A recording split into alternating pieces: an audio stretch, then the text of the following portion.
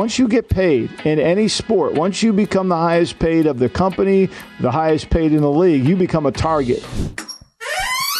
The appointments are lined up. You waiting for somebody in there? Got an appointment. And it's not about what you want to hear, but what you need to hear. It's not personal stuff. It's strictly business. It's time you and me had a private talk, Winger. Step into my office. It's Step Into My Office with Michael Lombardi. Mr. Lombardi, we'll see you now. Whenever you hear that door crack open, you know some wisdom is about to be on display. It's time for some people to step into Michael Lombardi's office, starting with New York Knicks head coach Tom Thibodeau, who guided the Knicks to a 50-win season, first time for the franchise since 2012-13. But as it was well documented, this is a team that was plagued by injury throughout the course of the back end of the season and when it mattered most in the playoffs, falling in Game 7 of their Round 2 series with the Pacers. Thibodeau's gotten a lot of heavy criticism for his coaching style, potentially leading to those injuries of key players during the run. Tibbs is in the office, Michael. Does he need to change for the Knicks to reach their potential moving forward? You know, one of your dear friends, Tom, Jeff Van Gundy, had a great quote. He says, never take advice from people you wouldn't take criticism from. And all these people telling you how to coach. Can you imagine? Big Daddy hammers nails for a living, builds homes, and he's going to tell you how to coach a team. He's going to tell you how many minutes you should operate. Stephen A. Smith sitting there on his throne telling you what you need to do to coach your team. Never coached a day in his life, ever. Like, they're going to tell you what's wrong with your team and what you need to do. And what you have to do, and I don't need to remind you because you do it better than anybody, is ignore the hell out of them because they have no clue what they're talking about. Like, they have no clue. They want to win, right? So if you play some of the guys that can't play and they get mad at you because you're playing them, but then if you play the other guys too much and you win, they still have something to complain about. So, like, ignore it. They have no clue. They don't even belong in the conversation. It just clicks and does it. I think the players did a wonderful job of defending you as they said, look, we don't want to come out of the game. We don't want to come out of the game. You know, it's funny. Michael Jordan played 38 minutes all the time. Nobody complained about that. But now Thibodeau's coaching too hard. It's a joke. It's a complete joke. Do the Knicks need a better bench? Without a doubt. Without a doubt. And I think they'll improve. Without a doubt, they'll improve. Yeah, they need more depth. But to your point, like, this team obviously loves Tom Thibodeau, and they were fighting to stay in the games in a lot of those instances. And also, it's funny because we think about the way that the league has changed over time, and we have guys who are sitting out for rest days, which is, you know, different in the evolution of the league. But Thibodeau saying, I got my best players here. We're trying to win a basketball game. We're going to play them. So, you know, respect what he has done. The team clearly loves and respects him. And let's leave it at that. Let's go to the NFL, where quarterback Tua Tagovailoa is eligible for a contract extension this offseason, which will reportedly be worth over $50 million coming off of the Jared Goff deal. Despite ongoing negotiations, reports indicate Tua is with the Dolphins for the start of OTAs. How should he approach this offseason amid contract discussions? Well, I think one thing, Tua, you've done a great job is the team connects to you. There's no doubt. The team likes you. The teams feel very comfortable with you, you know, and I think the organization knows your strengths and weaknesses. And I would just recommend that just because you're the highest paid quarterback in the league, you've got to know, or you're going to become one of the highest paid quarterbacks in the league. With that money comes the responsibility of winning. And I don't mean beating a bad Denver team in week 4 or beating the Giants like you did last year or Washington. It really comes with winning the AFC East, with being able to go into Kansas City and win against the defending champions, or go into Philadelphia and win that game. At some point, when you earn this money, you're going to have to beat a good team. And through your career, that has been a challenge.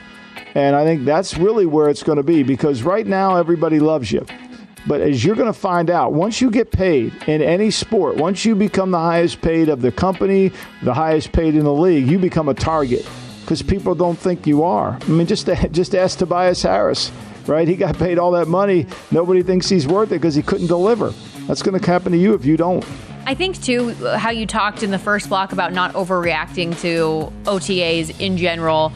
With Tua Tagovailoa being there and showing up, though, how important is that for the team just in terms of continuity for your offense to have your quarterback around and showing those leadership things here and now before the season? Well, I think he removes, by him being there, he basically tells everybody, look, it's a business. My agent's in charge of handling the deal. Now, he wouldn't be there if he didn't have a contract, right? Let's be clear. because they picked up this 5th-year option, he doesn't have to be there, but why not be there, right? Why not be there? Because he is under contract. If he wasn't, if he were like T. Higgins, I understand that, right? And so, to me, if you know you're going to play, right? If you know you're playing because he has a contract, you might as well just show up because they're not going to work him that hard. They're not going to work him that hard. And to stay around your teammates and to connect to the new players, whether it's Odell or those guys, it really helps the team and it helps the coaches. Back to the NBA, following an epic collapse by the defending champion Denver Nuggets in Game 7 last night at home against Minnesota. Head coach Michael Malone was asked post-game, how hard is it to absorb a loss like this, up 20 with the season on the line? Here's what he had to say. Next question, man. The season's over. That's what's hard. Being up 20. The season's over. You don't understand that. The season's over. It's hard. Stupid-ass questions.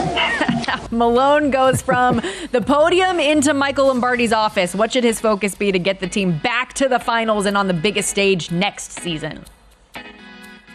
Well, I think the first thing I would tell Mike is Michael Malone is take a step away. Obviously, it's an emotional time. And losing at home and having a 20-point lead, your emotions just run through you. But you and I both know that the decision-making involved with building teams requires no emotion whatsoever. And so I think take a couple days and walk away. After that, it's raw, it hurts, it's painful. You had high expectations. You turn it around from 0-2 to where you get a game at home in Game 7, 20-point lead. I get it all, right? It happens to all of us.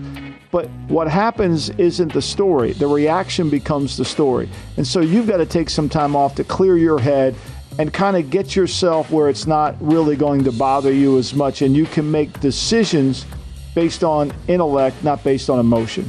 And I think that's what you need to do. Look, you can't control the stupid questions that you get asked by reporters. They've never been in the arena. They've never competed at this level. And frankly, they've never had the grief that you had on the stage. So to get mad at them for not understanding where you are, it's just worthless energy that you're giving to them. In fact, you're giving them more to talk about. You got to maintain your poise more because at that point, they're just trying to rabble you, and they did. And so expect more of the same, but step away and evaluate your team correctly.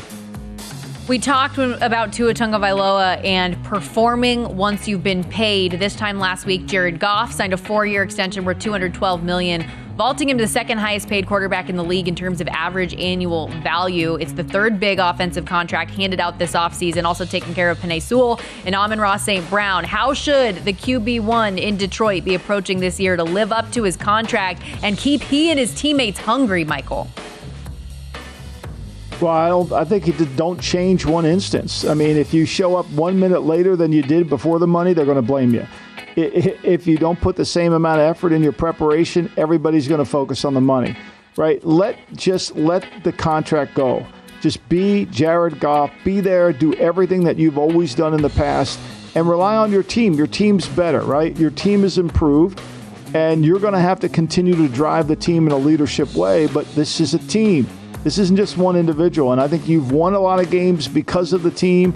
You can continue to win games because of the team. You just have to behave within the confounds of what you're comfortable with, which you were before you got a big paycheck. Look, let's face it. Before you got this contract, you were a high-paid player.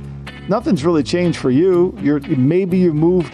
You're going to pay Uncle Sam a little bit more taxes, but you got more money than you know what to do with ever. So why not just work as hard as you can? Hit you with one more quickly. Jayson Tatum is in the Eastern Conference Finals for the third straight year, 5th overall in his time with the Celtics, but he's 1-3 in those series so far. What does he need to do to avoid a letdown this postseason where everybody's saying there's no excuses now for the Celtics not to win it all? Yeah, I think this is the hardest challenge because there's a target on your back. You have to win. It's not, and then you got to remind yourself that they're going to say you didn't win by enough. So just focus one game at a time and just win one game at a time. And by the time it's over with, the cumulative effort will show up as you've won. But if you start to put pressure on and you start to try to, which I thought Jalen Brunson was doing a lot yesterday before he got hurt, like it just was becoming a one-on-one game, 1-on-5, because the team got behind. You can't do that. You got a good team, let the team play.